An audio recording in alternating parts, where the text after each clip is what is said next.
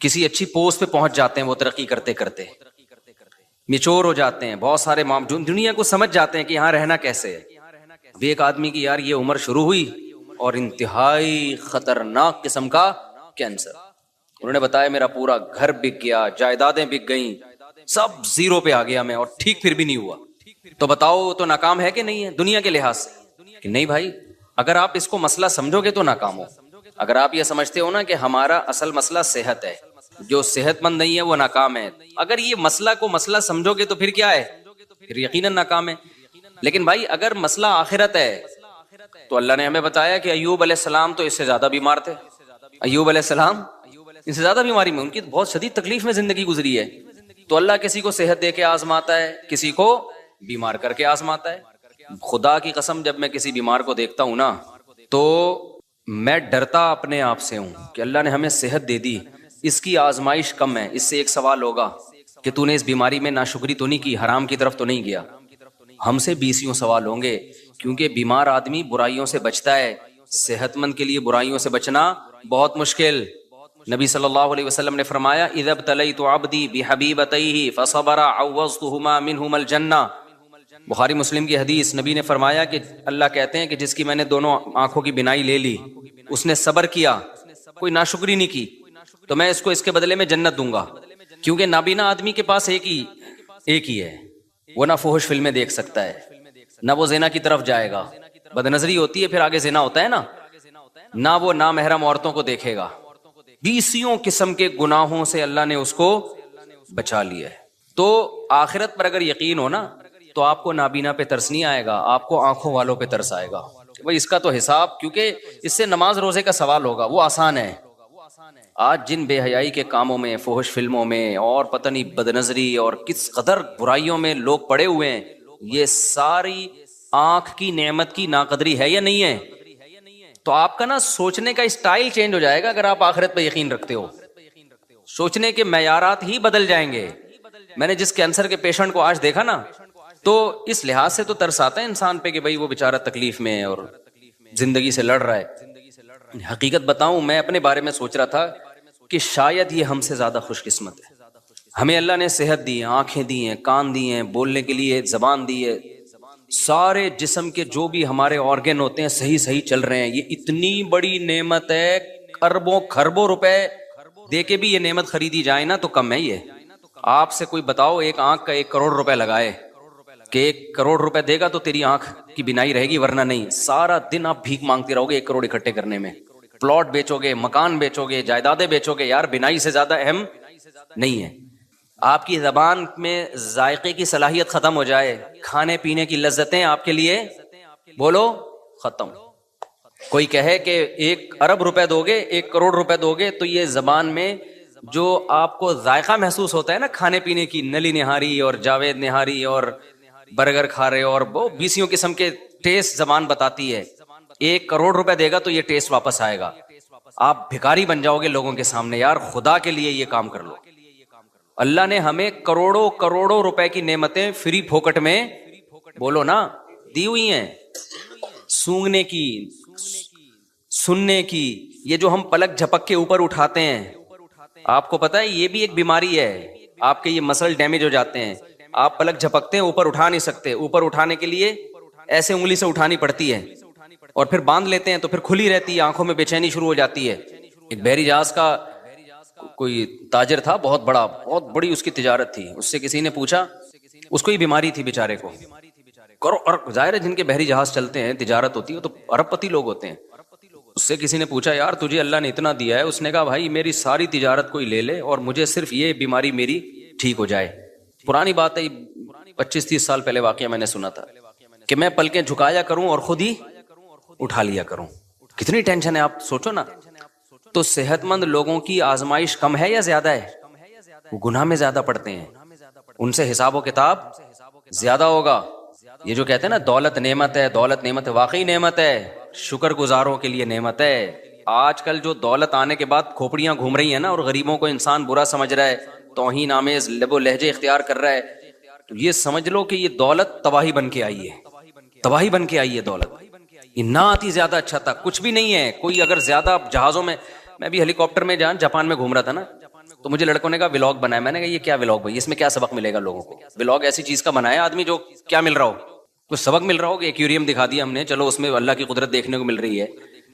تو میں نے نہیں بنائی ویڈیو، سب نے بنائی. میں نے کہا بناتے ڈالتے رہو، کیونکہ یہ تو مجھے چھشور پنا لگ رہا تھا، بچکانا حرکت ہے. میں ہیلی کاپٹر میں گھوم رہا ہوں، تو گھوم رہا ہے تو کون سا تو پہلا آدمی آیا ہے، لوگ چاند پہ پہنچ گئے. اب میں ہیلی کاپٹر میں گھوم کے بولوں دیکھو ہیلی کاپٹر میں، یہ میرا نہیں بھی ہے، چلو ہیلی کاپٹر تو ہے نا. تو آل مسٹرانگ کیا بولے گا، ابے تو ہیلی کاپٹر میں راکٹ میں بیٹھا ہوں. میں کس میں بیٹھا ہوں؟ راکٹ میں. اور یہ ہیلی کاپٹر میرا پہلا سفر نہیں ہے. ہیلی کاپٹر میں میرا یہ کون سا سفر ہے، یہ چوتھا یا تیسرا سفر ہے میرا ہیلی کاپٹر. میں بچپن سے ہیلی کاپٹر میں گھوما ہوں. تیسرا سفر ہے وہ. پہلا کب ہوا تھا، کہاں ہوا تھا، یہ نہیں بتاؤں گا. دوسرا کب ہوا، کہاں ہوا، یہ نہیں بتاؤں گا. تو تیسرا تو پتہ ہی چل گیا، وہ ویڈیو میں آ گیا. تو یہ کوئی شو مارنے کی چیز تھوڑی. ہیلی کاپٹر میں بیٹھا ہوا ہے، گدھے پہ بیٹھا ہوا ہے، تو کیا ہو گیا؟ میری نظر میں اللہ کی قسم ہیلی کاپٹر میں گھومنے والا گدھے پہ بیٹھنے والا برابر. وہ بھی سواری ہے، یہ بھی کیا ہے، سواری ہے. تو اس میں کیا شو مارے آدمی ہے، جہاز میں بیٹھا ہوا ہوں. لوگ دکھا رہے تھے میں بزنس کلاس میں بیٹھا ہوا ہوں. میں تو کیا بیٹھا ہوا ہے تو تھوڑی دیر میں لیٹا ہوا ہوگا قبر کے اندر. بڑے بڑے آئے بزنس کلاس والے، اور میں نے تو پائلٹوں کے ساتھ بیٹھ کے سفر کیا جہازوں میں. اب یہ زیادہ ڈیٹیل میں نہیں جاؤں گا میں اس کی. تو اب اس میں کیا آدمی ہے کہ یہ بچکانا ہے، یہ سوچ کیا ہے. شاعر نے کہا ہے نا، ارے یہ کیا ظلم کر رہا ہے کہ مرنے والوں پہ مر رہا ہے، جو دم حسینوں کا بھر رہا ہے بلند ذوق نظر نہیں ہے. تیری نظر کا ذوق بہت کیا ہے، پست ہے، جو تو مردار چیزوں پہ جان دے رہا ہے. میری گاڑی، میرا بنگلہ، میں ہیلی کاپٹر میں بیٹھا ہوں، یہ میرا ہیلی کاپٹر ہے، میں نے اپنے پیسوں سے لیا ہے. ایک زمانے میں گدھا ہیلی کاپٹر ہی سمجھا جاتا تھا جب سائنس نے اتنی ترقی نہیں کی تھی. اس وقت غریبوں کے پاس گدھے بھی نہیں ہوتے تھے. جس کے گدھا مارکیٹ میں بڑا مہنگا ہوتا تھا، تو جس نے گدھا خریدا نا وہ غریبوں کو نیچا دکھانے کے لیے کہتا تھا میرا گدھا ہے میرا. غریب بیچارہ جھکتا جاتا ہے، یار تیرے پاس تو 3 گدھے ہیں، میرے پاس ایک گدھا بھی. تو جو یہ کہہ رہے ہیں نا میرا گدھا، میری گاڑی، یا میں ہیلی کاپٹر خریدوں گا، میں ہیلی کاپٹر میں بیٹھوں گا، میں جہاز خریدوں گا، تو جو یہ کہہ رہے ہیں نا اس کا مطلب یہ بھی گدھا ہی ہے. یہ شو مارنے کی چیزیں نہیں ہیں، بچکانا حرکتیں ہیں. اور پھر میں بار بار ایک مضمون کو بتاتا ہوں. لوگ کہتے ہیں نا مفتی صاحب جہازوں میں گھوم رہے ہیں بالکل ہی اپنی، اب تو اب دیکھو کیا ہو گئے. خدا کی قسم کچھ بھی نہیں ہوتا ان چیزوں سے، ہمیں کوئی فیلنگ بھی نہیں ہوتی. کیونکہ جو پس ذہن کے لوگ ہوتے ہیں نا ان کو لگتا ہے کہ اگلے کی پتہ نہیں مینٹل وہ چینج ہو رہی ہے. ہمیں تو یہ کھلونے لگتے ہیں. گدھے پہ گھومو، کس پہ گھومو، جہازوں پہ گھومو، ایک ہی بات ہے. آپ کہہ سکتے ہو پھر گدھے پہ کیوں نہیں گھومتے؟ بھائی سہولت اس میں زیادہ ہے اس لیے. گدھے پہ میں اگر آسٹریلیا جاتا، جہاز میں 14 گھنٹے میں پہنچا ہوں، تو گدھے میں تو میں ابھی ٹھٹھا بھی پار نہیں کر پایا ہوتا بھائی. کہاں پہنچ، مجبوری ہے اس لیے جہاز میں جا رہے ہیں. تو یہ چیزیں خدا کی قسم یہ بچکانا سوچ کی چیزیں ہیں. آج ہماری سوسائٹی میں یہ چیزیں بہت آ رہی ہیں. بہت بچکانا سوچ ہے، بہت زیادہ بچکانا سوچ ہے. یہ کچھ بھی نہیں ہے ان چیزوں میں. مرے گا، دفن ہوگا، قبر کھائے گی. تو اس لیے ولاگنگ میں وہ چیزیں جس میں کہیں نہ کہیں تھوڑا سا سبق مل رہا ہو ان چیزوں کو ہائی لائٹ کرنا چاہیے. یہ کہ یہ میں اس لگژری ہوٹل میں ٹھہرا ہوا ہوں، 5 اسٹار میں ٹھہرا ہوا ہوں. بھائی جس میں پیسہ ہوتا ہے 5 اسٹار میں ٹھہرا جاتا ہے، نہیں ہوتا تو 4 اسٹار میں ٹھہرا جاتا ہے، نہیں ہوتا تو کینٹ اسٹیشن پہ منجی لے کے وہاں 10 روپے کی ملتی ہے، پتہ نہیں کتنے کی ملتی ہے، منجی لے کے وہاں کیا کر لیتا ہے، وہاں سو جاتا ہے. اور آپ کو پتہ ہے پرانے زمانے کے بادشاہوں کا جو لگژری لائف تھی نا، جو اسٹائل تھا ان کا، وہ آج ایک عام ایک تھوڑے سے پیسے والوں کو بھی مل جاتا ہے وہ. تو اس زمانے میں بادشاہ اس اسٹائل پہ شو مارا کرتے تھے. اب وہ بادشاہ زندہ ہو کے آ جائے نا تو غریب کہے گا کہ یہ تیرا اسٹائل ہے. تیرے پاس پنکھا تو پھر بھی نہیں تھا نا، بیٹھ کے ملازمین جھولتے رہتے تھے، ہمارے پاس تو بٹن دباؤ پنکھا. وہ بادشاہ احساس کمتری سے مر جائے، یار ایسی عیاشی میں یہ غریب آدمی، اگرچہ وہ کنڈے کا پنکھا ہوگا. تو کہاں سے کہاں بات نکل جاتی ہے. میں کیا بات لے کے چلا ہاں. تو وہ میں بتا رہا تھا نا کینسر کا پیشنٹ تھا، ابھی بیچارہ مل کے گیا ہے.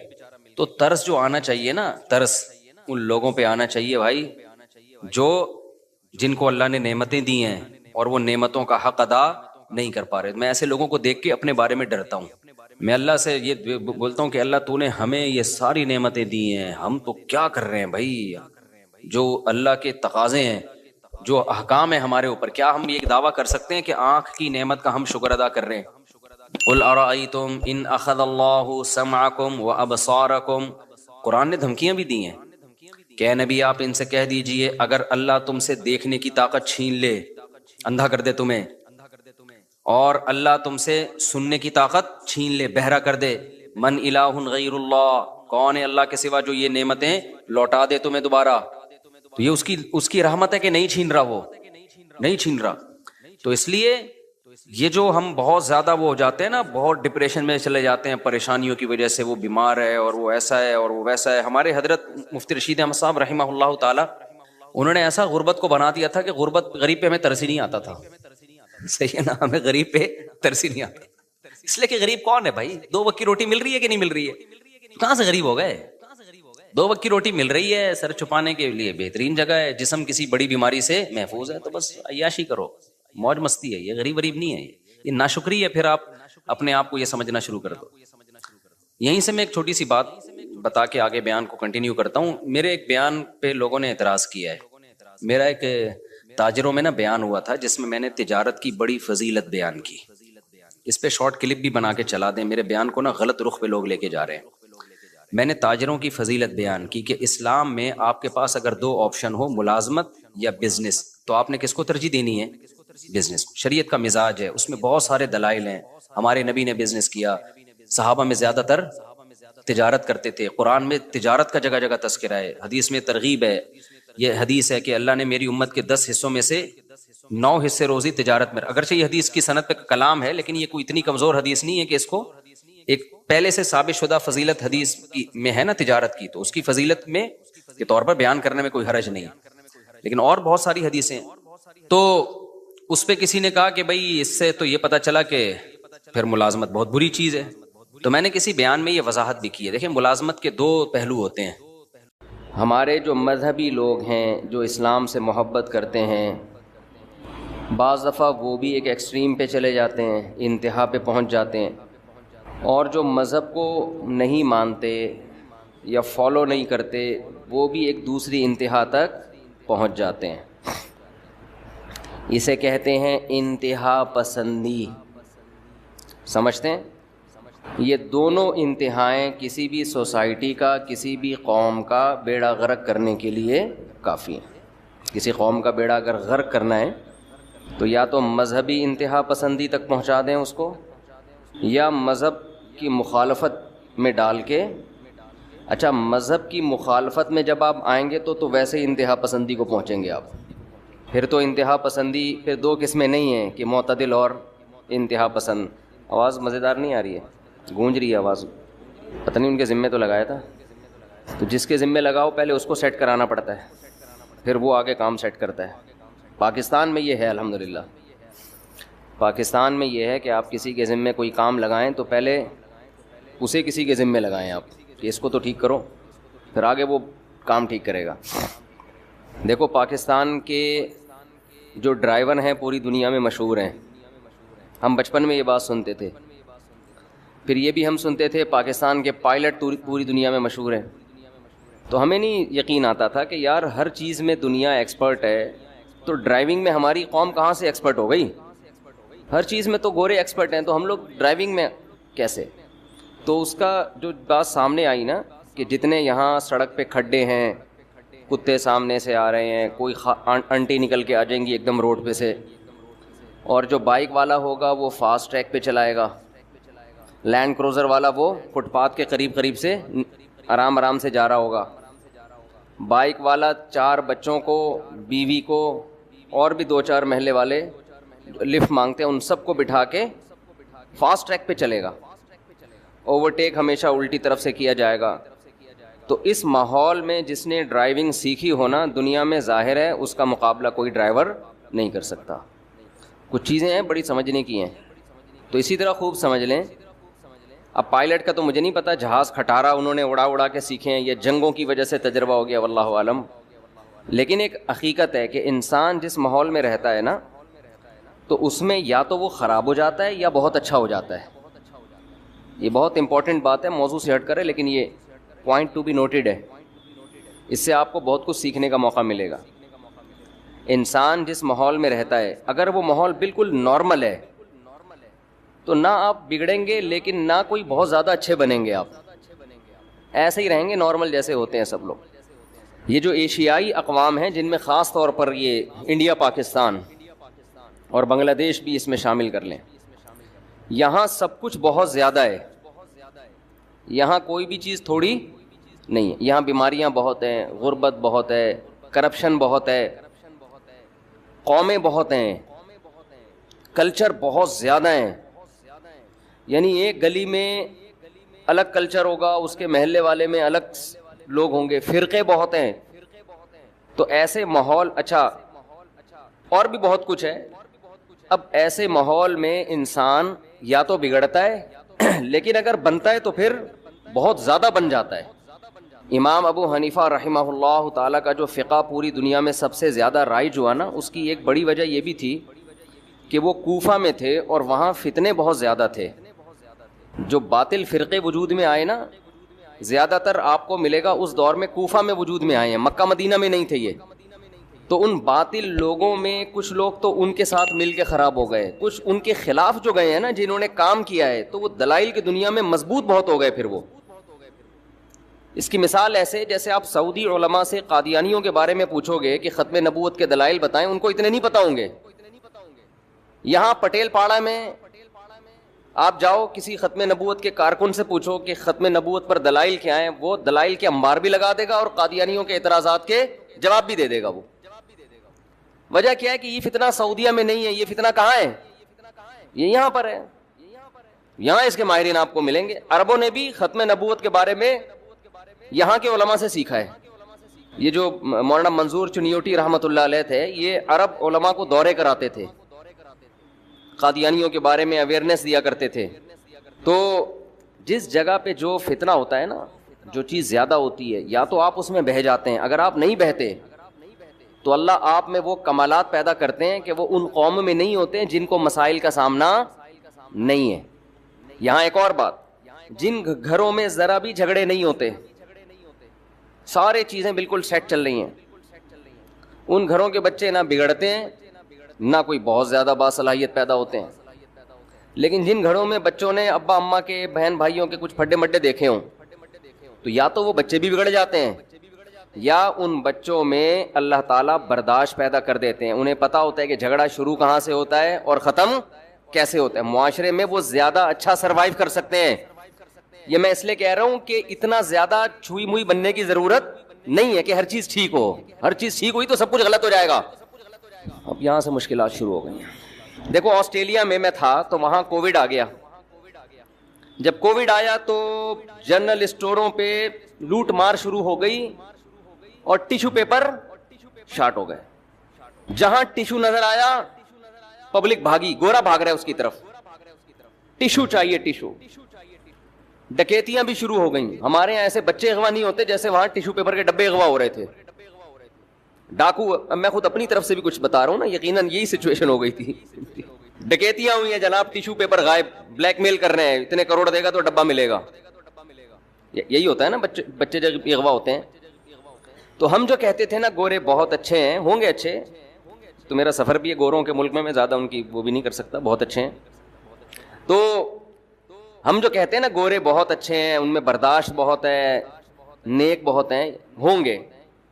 لیکن بھائی جب تک کسی قوم پہ کوئی آزمائش نہ آئی ہو, آپ کو کیا پتہ چلے گا کہ یہ غربت مہنگائی تھوڑے دن کے لیے ان کو دے دو, تھوڑے دن کے لیے یہ غربت مہنگائی کرپشن کھڈے, پیچھے سے ہارن بجا رہے ہیں, کم بخت بائک ہٹا ہی نہیں رہا, الٹا آپ کو غصے سے مڑ کے دیکھ رہا ہے کہ جیسے ہم غلط کر رہے ہیں یہ صحیح کر رہا ہے, اور پھر آگے سے گالی بھی نکال رہا ہے.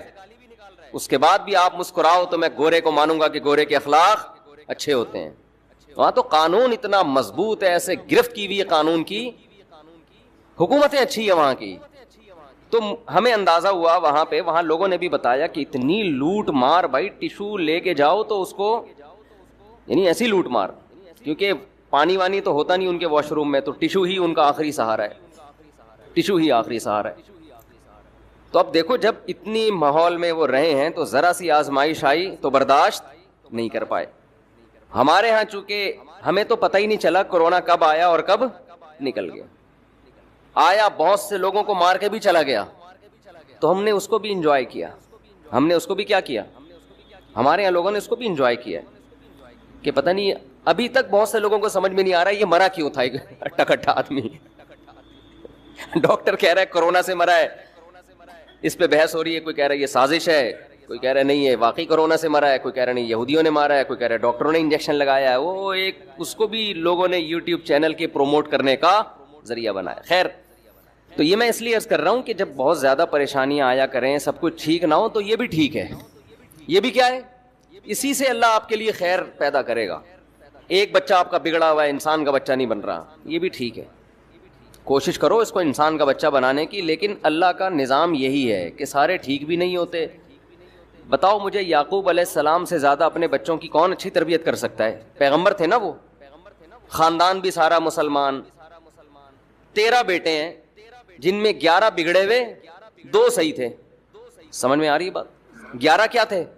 بگڑے ہوئے تھے. پیغمبر کے بیٹے 2 کیا تھے؟ صحیح تھے. ان 11 کو 2 سے حسد ہوا اور بھائی کو کنویں میں ڈال کے ساری زندگی اپنے باپ کو رلایا انہوں نے. آخر میں توبہ کی ہے, خیر کر لی توبہ. تو بس یہ دنیا کا نظام ہے بھائی. اور اس میں یہ بھی ذہن میں رکھیں, کوئی نیک آدمی ہو اس کی اولاد کو دیکھ کے تبصرہ نہ کریں کہ یار بڑا بنا پھرتا ہے, بچے دیکھو کیا کر رہے ہیں. او بھائی بڑا بنا پھرتا ہے, بچوں کی تربیت کی کوشش کی ہوگی مگر تربیت نہیں ہوئی. لوگ کہتے ہیں وہ بڑا نیک بنا پھرتا ہے, اس کی بیوی دیکھو بے پردہ گھوم رہی ہے. بھائی نہیں کنٹرول ہوگا اس کو اپنی بیوی پہ, کیا کر سکتے ہیں یار, نہیں کنٹرول ہوگا. سوال پیدا ہوتا ہے چھوڑ کیوں نہیں دیتا پھر؟ بھائی چھوڑنے میں اس کو پتا ہے نقصان اور زیادہ ہے. لوط علیہ السلام کی بیوی کافر تھی, اس زمانے میں کافر سے نکاح جائز تھا, تو لوط علیہ السلام نے طلاق کیوں نہیں دے دی اس کو؟ نوح علیہ السلام کی بیوی کافر تھی, سوال پیدا ہوتا ہے اس کو نوح علیہ السلام نے طلاق کیوں نہیں دے دی؟ ہم یہ سوال جب نوح علیہ السلام سے پوچھیں گے تو ان کے پاس آنسر ہوگا, بھئی کافر ہے لیکن بچوں کو پالنے کے لیے میرے پاس اس کے علاوہ کوئی آپشن بولو نا نہیں. ایک عورت کافر ہے, بے پردہ ہے, بچوں کے لیے ماں تو ہے نا, تو آپ کو بچوں کے لیے ماں چاہیے, یہ آپ کی نظر میں ترجیح ہوتی ہے کہ سگی ماں ہے, اس کے علاوہ کوئی اور اس طریقے سے پال نہیں سکتا. بہت ساری مصلحتیں ہوتی ہیں. بعض لوگ کہہ رہے ہوتے ہیں وہ اتنا بڑا مولوی بنا پھرتا ہے, اتنی بڑی داڑھی ہے اور پردے پر صبح و شام بیان ہے, اپنے گھر پہ تو کنٹرول نہیں ہے. تو گھر پہ کسی کے باپ کا بھی اس زمانے میں کنٹرول نہیں ہے. جو کہتا ہے نا میرا پورا کنٹرول ہے اس زمانے میں, جھوٹ بول رہا ہے وہ. یا تو چنگیز خان بن جاؤ, ان کا کنٹرول ہوتا ہے, پھر ہر وقت ڈنڈا ہاتھ میں گھماتے رہو, مارتے رہو, توڑتے رہو. آج تھپڑ مار دیا, آج بیوی کا گھٹنا توڑ دیا, آج اس کی ناک پھوڑ دی. ایسا کوئی جلاد اور چنگیز خان بن کے کنٹرول کیا ہوا ہو تو ایک الگ بات ہے, لیکن پھر خود خراب ہو جائے گا.